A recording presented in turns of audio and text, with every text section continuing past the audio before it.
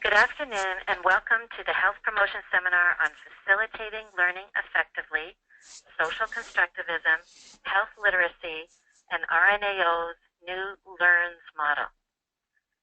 My name is Dr. Geraldine Jody MacDonald, and I am delighted to have the opportunity to present on one of my scholarly and practice interests. Most people call me Jody. My scholarly interest and practice interest is facilitating learning effectively. I am going to be introducing you to social constructivism learning theory, highlighting the importance of attending to health literacy and nursing practice, and finally introducing the RNAO's new L.E.A.R.N.S model, which I hope you will find useful to guide an evidence-based facilitation practice. To begin, I will tell you a little bit about myself. I currently teach in the Bloomberg Faculty of Nursing at the University of Toronto. In the undergraduate program, I teach primary healthcare, nursing perspectives, and I teach the final integrative practicum consolidation course. In the graduate program, I teach several courses, including facilitating learning, nursing perspectives, community participation in health, and the final MN course, Advanced Nursing Practice Scholarship.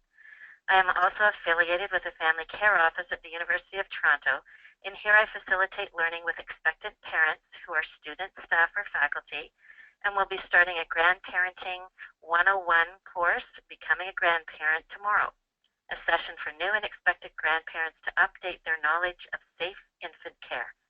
For many years, I facilitated learning of expectant parents in prenatal education classes. So I have immersed myself in the world of teaching and learning in the past 30 years. I also am a member of Community Health Nurses Canada, RNAO's Community Health Nursing Initiatives Group, and I am an RNAO member. I was a member of RNAO's Best Practice Guideline Development Team for the new Best Practice Guideline Facilitating Client-Centered Learning. As well, I was elected to serve on the RNAO board as a member at large nursing education for the years 2012 to 2014. I wish I could hear from all of you about your nursing practice, but as I am taping this to ensure you have access to it through the webinar format, I can't.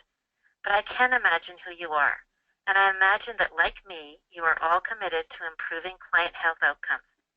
Many of you may be working in home health and or public health nursing, or in other community nursing roles. Others will be working with patients who are ill and in hospital, but may be going home soon and need to know how to take care of themselves. I am going to use the term client as it is a term that our professional organizations support and one that can refer to an individual, a group, a family, a community, or an aggregate. But I did include patient in the PowerPoint slides to ensure you all feel included. The webinar objectives are outcome objectives. This means that by the end of the webinar, you, the participants, will be prepared to identify 5 key components of social constructivism learning theory, not everything, but 5 key components, promote health literacy in your nursing practice, and incorporate the RNAO's L.E.A.R.N.S model in your nursing practice. I will look forward to your feedback following the webinar. During the webinar, I am going to ask you to stop and reflect a number of times. Reflection is a key process of learning, and I have identified some moments in the webinar that will be enhanced by this reflection. As well, it will vary the pace of the webinar and hopefully keep you fully engaged. I hope some of you are watching this with peers, and this reflection time will give you a chance to briefly talk to peers. This is the first reflection time. Please take a moment now to think about your nursing practice. Who are your clients? What is their age range? Is gender significant in your practice? Do you care for clients from diverse cultures? Do they speak diverse languages? English, diverse abilities, diverse sexual orientations? What is the predominant client health status? What education ranges are you seeing? Do your clients have good social support, warm housing, or are they homeless clients? What do your clients need to learn to keep them safe and promote their health? Clients often want to focus in on what to do to take care of themselves. What do your clients need to learn to do to promote self-care? And how can you best facilitate this learning? I'm hoping that you can reflect upon this question throughout the webinar, and that at the end of the webinar, you will be able to identify one clear action to develop your skills.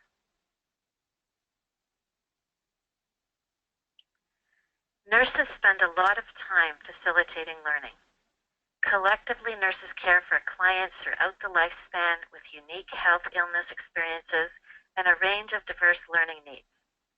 Nurses must be skilled at assessing learning needs and planning, implementing and evaluating the outcomes of learning initiatives that are tailored to meet the needs of diverse clients. This includes diversities related to age, gender, race, cultural background, abilities, sexual orientation, religion, spirituality. Now I'm going to introduce social constructivism, a learner-centered theory which can guide nursing practice. Social constructivism is a learner-centered theory. It can be used to guide nurses when facilitating learning of both children and adults. This makes it an ideal theory to guide client-centered nursing practice.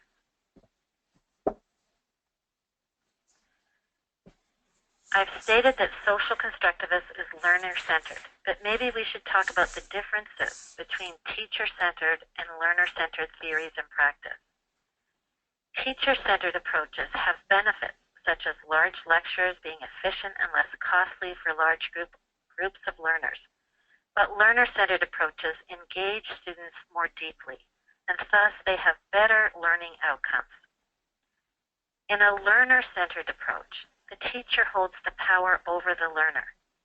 In a learner-centered approach, power relations have to shift. The teacher is not in control. Power is balanced and shared between the teacher and the learner.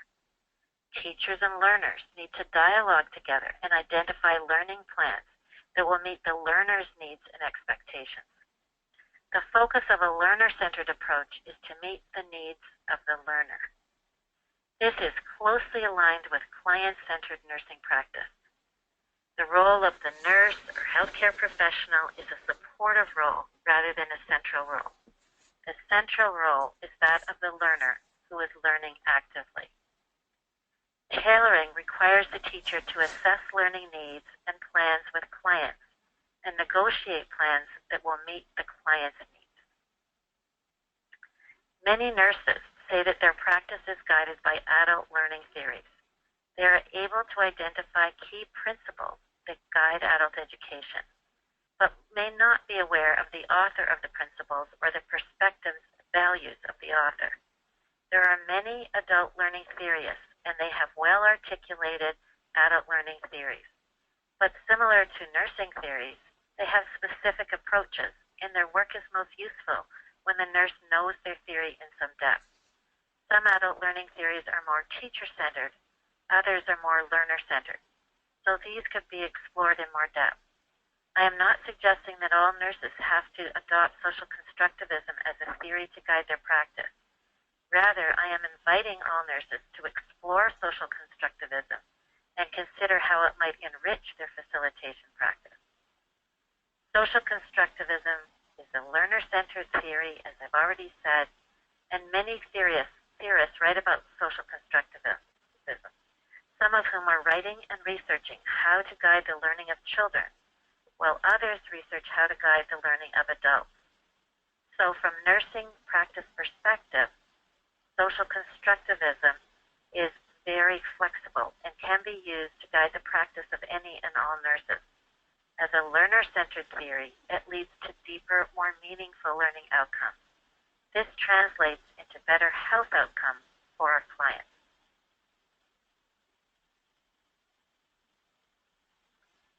Now I'm going to review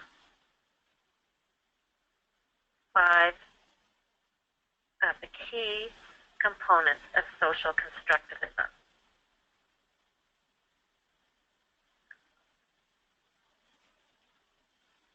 It is a complex theory, but these 5 components will orient you to the basics of social constructivism and identify its values to guide nursing practice. Component number 1, the social context of learning. Social constructivism is similar to constructivism, which I will discuss in a few minutes, but the social context of learning is highlighted and valued. Here, 3 references to support the importance of the social context of learning.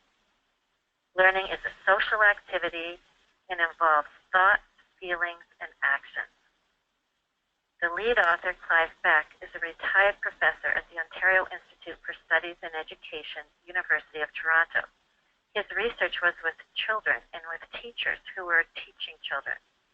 Claire Kosnick, the second author, also worked with children and teachers who were in pre-service learning programs, learning to be elementary teachers. They both use social constructivism to guide the learning of children and adults learning to be teachers. The social context of learning is therefore of great importance. Denick is a physician from the United Kingdom who wrote an article about 12 tips for incorporating educational theory into the teaching of medical students. He draws upon constructivist learning theory, including within this an analysis of social constructivism, along with experiential learning theory and humanistic learning theory to produce his tips. He argues that while constructivism is a theory about how we learn, or an epistemology, it can also lead us to interventions or approaches that are useful to promote learning. He also acknowledges that constructivism roots are based in learning about how children learn, but that really it is about how all humans learn. He also acknowledges the brain science connections with constructivism.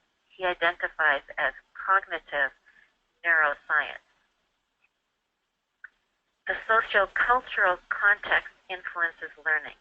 Peter's article explores the value of a constructivist perspective in nursing education. She is writing about using constructivism to guide the learning of adult nursing students.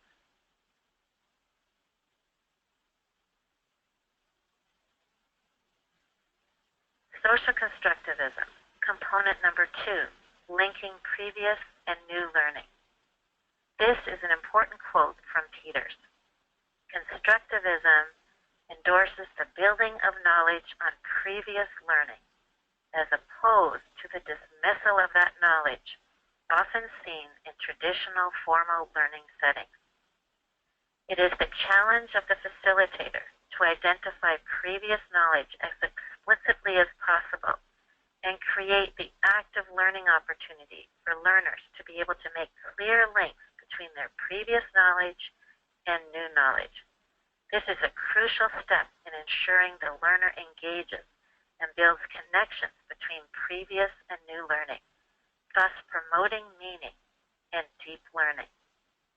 In more traditional approaches to learning, previous learning was considered a limitation rather than a building block, and it was ignored altogether. New knowledge was to be transmitted to the learner from the teacher as in a banking system. The teacher would take it all out of their head and send it to the learner's head. This approach leads to surface learning, which is disconnected and not as effective. Social constructivism values previous learning and the learning and seeks to make meaning and promote deep learning, drawing upon peers as well.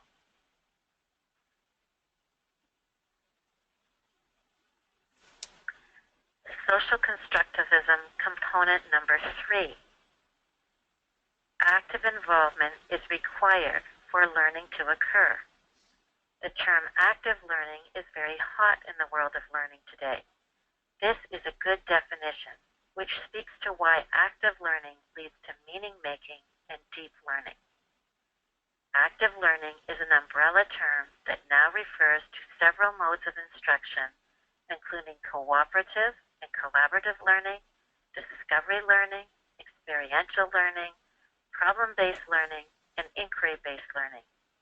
Active learning puts into practice over half a century of research that demonstrates that to truly be learning, we need to make an idea, a concept, or a solution our own by working it into our personal knowledge and experience. Social constructivism, component number 4, how our relations matter. The role of the nurse shifts in a learner-centered approach. How our relations are more balanced, and the nurse becomes the facilitator of learning rather than a transmitter of information. The nurse facilitator needs to encourage the client to be an active learner, to engage in an interactive way with the materials, media, internet, and seek their own knowledge sources. Simply stated, the nurse can't provide the learning to the client. The client must struggle actively to make sense of the new learning, to link it to past learning, to explore the new learning, and only then will the client truly learn how to care for themselves. This is also where the nurse facilitator can draw upon peers to engage with the client and enrich the client's search for understanding and meaning. You might ask how this works in real practice. I can give an example from my experience as a prenatal educator. Often parents had questions about how to keep their infants safe once they were born. I would give a demonstration on how to bath a newborn safely using a life-size doll. Then I would invite the parents, most often the expectant dads, to come up and try to do a bath using the demo doll. The fathers would come up one by one and laugh at their own awkwardness, and give each other pointers, and reflect on each other's techniques, and the dads then felt empowered to do a bath on their newborn. The social component of suggesting that dads do and should be prepared to bath their babies, that it would be fun, that despite being awkward they were safe, and that led to the important learning. I'm sure you too can think of examples when you drew in peers to engage learners in learning about how to promote their own or a loved one's health.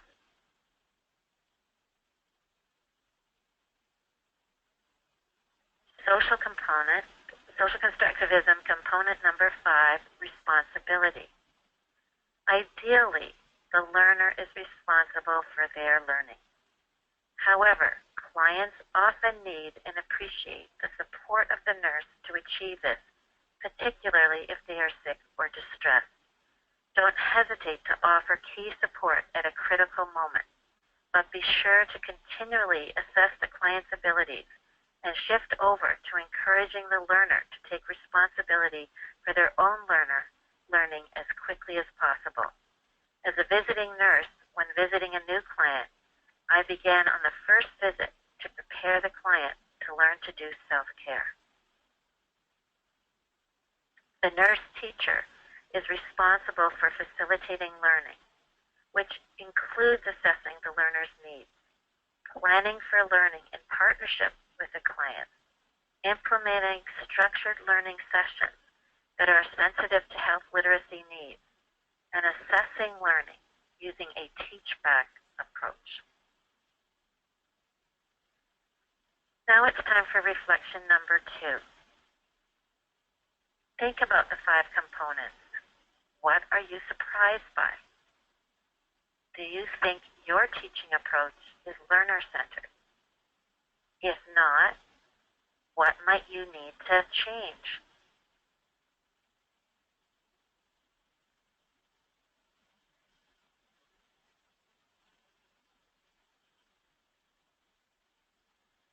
Now we are going to highlight health literacy and its growing importance to nurses. There are many good definitions of health literacy, but I think this one is particularly good because I know Professor Irving Rootman to be one of the front runners on health literacy in Canada. He's also a great guy. He worked here at the University of Toronto. This definition comes from a report from the expert panel on health literacy from 2008 and is published by the Canadian Public Health Association. It defines health literacy as the ability to access, understand, evaluate, and communicate information as a way to promote, maintain, and improve health in a variety of settings across the life course. Nurse facilitators need to be aware of the health literacy needs of our clients.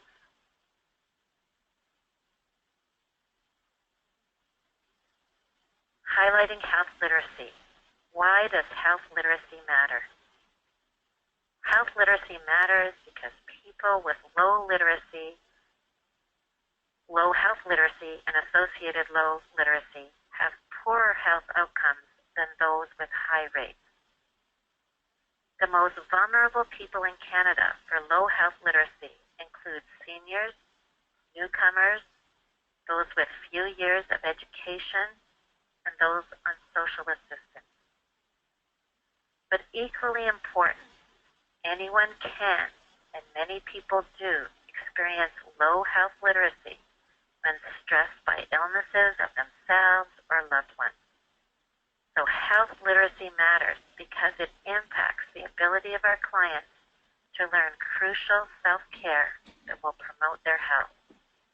People who are stressed and are not able to concentrate, remember, and focus on the needed actions to promote their own health or the health of a loved one. Nurses can make a difference if we develop a facilitating practice that takes this into account. What does health literacy mean to people? Health literacy can mean many things for different people. Understanding the politics of food, gauging the sugar content of a bottle of Coke, and buying and preparing a healthy meal.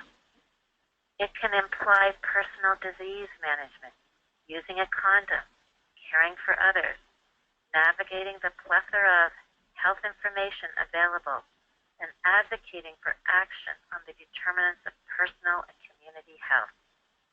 In everyday life, the different forms of health literacy, functional, interactive, and critical, constantly interact, and health promotion professionals should be careful not to devalue one form of health literacy compared to another. We should not be too judgmental about what makes people empowered.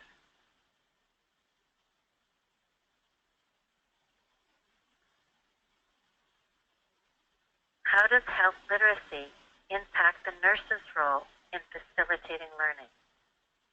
Nurses and our health professional colleagues all too often assume that clients understand our explanations and instructions well enough to take action to support their health. In reality, this is not the case. Nurses are encouraged to create a shame-free environment, promote health literacy through plain language, use print materials with visuals, and check for learning through teach-back. Additional supports are to speak slowly and to focus on a maximum of 3 key points when facilitating client learning. And remember, focus on what clients are to do as a priority.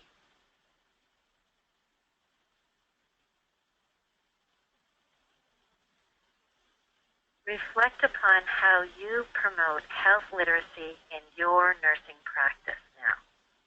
Consider, what have I said that connects to your previous understanding of health literacy? What is new information? Do you see a connection between your previous understanding and this new information? Does it make sense to you?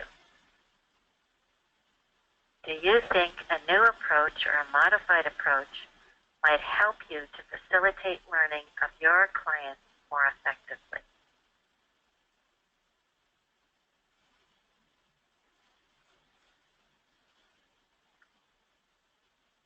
What new action can you take to promote health literacy? Do you have a shame-free environment? Do clients feel comfortable saying they can't read or understand you? This is a tough one because many clients will not admit to not being able to read. And if they do, it will only be because you have established a partnership, therapeutic relationship with them. But perhaps you can ensure that you don't assume all clients can understand you. And you can insert more frequent teachbacks when you are not sure if the client is really understanding you. Do you assume that every client you see has health literacy challenges and ensure that you use plain language and speak slowly and limit to 3 key points?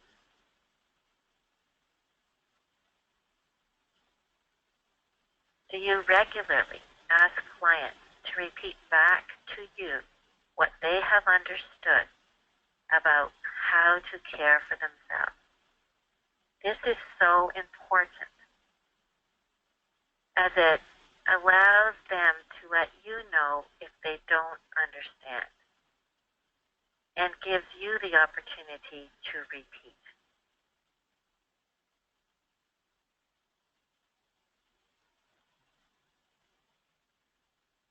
This is the third and final topic in this session, introducing the RNAO's L.E.A.R.N model. The 2012 Best Practice Guideline, BPG, Facilitating Client-Centered Care, identifies a new L.E.A.R.N.S model. You can find it on the web, and you can download it, the whole BPG. L is for listen. E is for establish. A is for adopt. R is for reinforce. N is for name, and S is for strengthen. The L.E.A.R.N.S model is for adult clients only, as the literature review to prepare this best practice guideline only looked at articles and reviews that studied adults. In the future, if we do a child facilitating client-centered learning best practice guideline, we may find that the L.E.A.R.N.S model works well for children as well. But for now, we are only suggesting using this model with adult clients as an evidence-based practice. What supports this evidence-based model for use with adult clients? Well, 4 pillars provide the foundation to the model. One is ensuring client-centered care. Then promoting health literacy, as we've just discussed. 3, build knowledge and skills on previous learning, as we talked about with social constructivism. And finally, support self-management strategies. For more detail, see the online best practice guideline. As I said, you can download this for free. What else supports the model? Well, social constructivism learning theory and a safe, shame, and blame-free environment. Do these sound familiar to you? Can you tell that I was on the best practice guideline development team?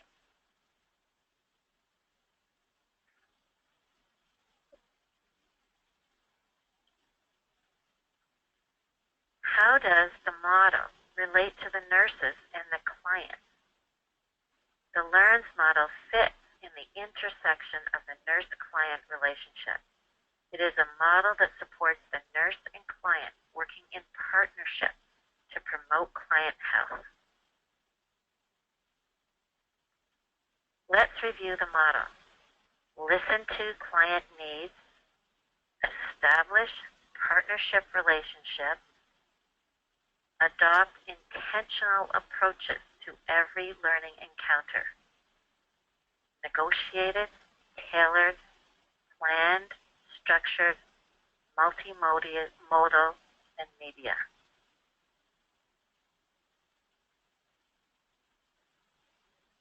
reinforce health literacy, name new knowledge via teachback, and strengthen self-management via links to community resources.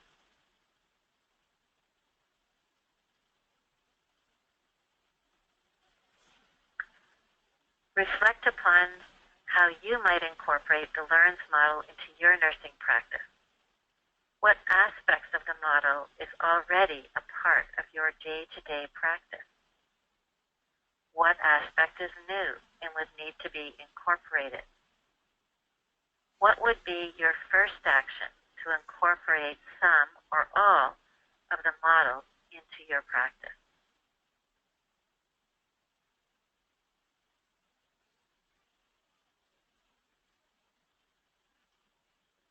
Thank you for engaging with this webinar on facilitating learning effectively.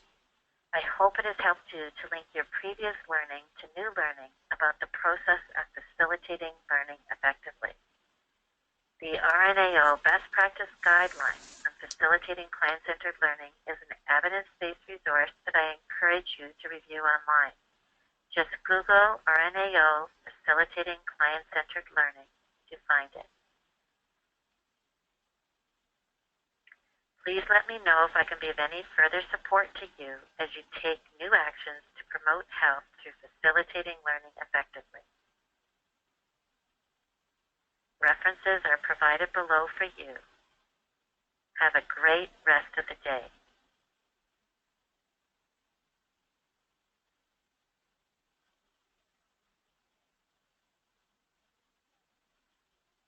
And that's the end.